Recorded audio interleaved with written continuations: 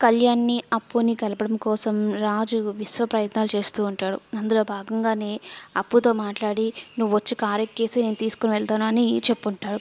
కావ్య ఆ మాటలన్నీ విని అప్పు ప్లేస్‌లో ముసుగేసుకొని కారెక్కి "పద బావ వెళ్దాము త్వరగా" అన్నట్టు చెప్తూ ఉంటుంది. "నువ్వింత ఫాస్ట్‌గా ఉంటే నేనెందుకు తీసుకెళ్ళను మరదల్స్" అంటూ వెళ్తూ ఉంటే ఇంతలో ప్రకాశం ఎదురుగా వచ్చి నిల్చుంటాడు. "ఎక్కడికి రా అంత ఫాస్ట్‌గా అంత అర్జెంట్‌గా ఎళ్తున్నారు" అని అయితే అంటూ ఉంటే ఇంతలోనే ఒక ఊహించని మలుపైతే జరుగుతుంది.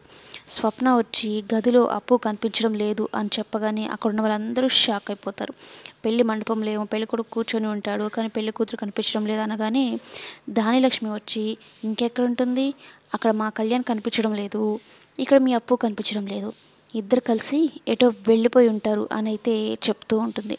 మామూలుగా అయితే కళ్యాణ్ ఏంటి మండపంకి వచ్చి పెళ్ళి ఆపేసి అప్పుతో మాట్లాడి తర్వాత పెళ్లి చేసుకోవాలని అనుకుంటాడు.